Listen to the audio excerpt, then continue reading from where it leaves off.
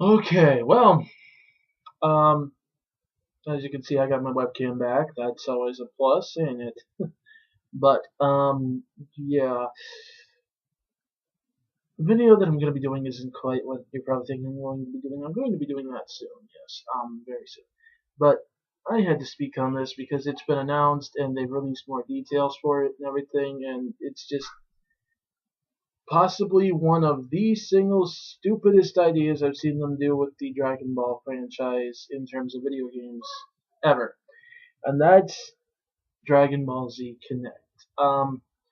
Now I know there's been all kinds of hype for this ever since it was rumored to be coming out, and then when they said yes, it's going to happen, people were all freaking out because oh my god, I'm going to get to do Dragon Ball Z stuff and it'll happen on screen. It's like, well, I'm not going to point out the obvious and say that we already did it because the Wii did already do it. But it's going to get really, I knew from the start that there was going to be a problem, and well, they've released details. Yes, details. Now I'm gonna link you where I got this, and since I've had some experience working with Namco Bandai, and well, not working per se, I know them basically. I know what they say and then what it means when they say it. So for those of you who don't know, I'm going to kind of translate this for you. Let's see here. All of the classic action and intensity of the Dragon Ball Z universe will be filled with an unprecedented sense of immersion when players learn to deliver over 100 moves, including the legendary Kamehameha with their own fists as they charge their way to victory in this ultimate evolution of the classic franchise. Oh boy, well, that right there tells you, okay, brace yourself. That's all I can say, brace yourself. Developed by Spike, okay, so on and so forth, okay. Players will be entering the Dragon Ball Z universe in an entirely new way, featuring iconic characters, famous attacks, and epic battles authentically created from the original manga series. In other words, you're, going to be getting the same thing that you've been getting. Dragon Ball Z for Kinect lets players unleash their inner Super Saiyan with no controller in the way. Yeah, that means that you're going to be flailing in front of the camera and they're going to translate it into combat. Oh god, this is going to insult people who actually study martial arts. I can already feel it. Fans will also be treated to new anime footage debuting in the US and Europe for the first time, along with over 50 playable characters and an entirely new character. Now, here's the thing. Basically what that means is that we're including one new character and some new anime cutscenes that have never come out over here. Now, if I had to guess, if I absolutely had to guess, I'm thinking they're going to be possibly including some stuff from episode of Bardock. Possibly. If that's the case, I'm going to be really ticked off because in their ads they had actually advertised episode of Bardock was going to be the Ultimate Tenkaichi, but they ripped it out of there to put it in here. Oh, people are going to be so mad. I could be wrong though. That's entirely speculation. Could be, heck, for all I know, they could bring Haruta Gun and do the whole whatever. I don't know. But yeah, basically all you're getting is new cutscenes and one character along with this. Here we go. Leveraging the Kinect sensor, Dragon Ball Z for Kinect, here's the kicker, will also support QR code functionality, allowing fans to hold up special QR codes to unlock characters and power-ups in the game. Okay, Nintendo did this with the 3DS, with the 3D Pokédex.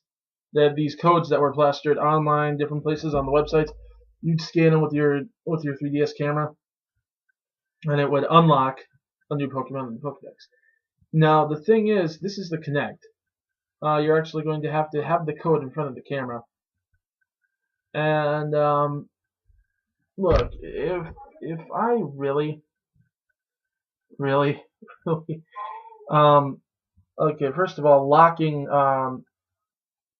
characters and power-ups in the game to QR codes, why do I have this really, really bad feeling that you're going to be paying for these? I mean, this is getting into Capcom territory here. I mean, isn't it basically disc-lock content that you have to get a QR code for? And what, are they just going to release them the same way they release normal DLC? Or are they going to charge you? Unlock this character for $5, unlock this technique for $2, Who knows? I don't know. There's going to be no better feeling in the world for fans of the Dragon Ball Z series than standing in front of their screens and unleashing their own fists and raging blasts upon enemies with this game, said Carlson Choi, Vice President of Marketing, Namco Bandai Games America. The Kinect sensor has truly enabled the development team to finally realize the dreams of millions of fans of both the classic games and the timeless original anime. This game will truly represent the next generation of interactive entertainment in the Dragon Ball Z universe. Brace yourself for this, okay? That's a big red flag for what's going to come next.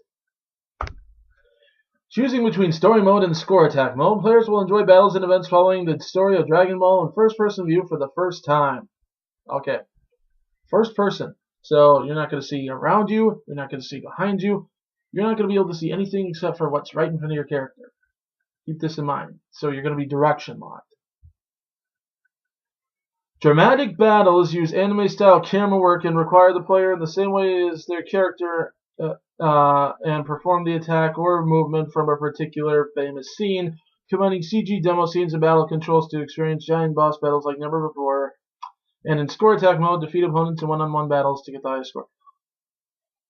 Now, I'm going to back that up for a second. Requiring the player to move in the same way as their character and perform the same attack or movement from a particular famous scene. What that means is that you're going to have scenes, moments where you're in first-person lock, and you're going to have to throw your own punches, yes, sure, which are going to translate thus into likely punches and kicks, or maybe even have to lift your leg a little bit and it'll be a perfect kick. Who the heck knows?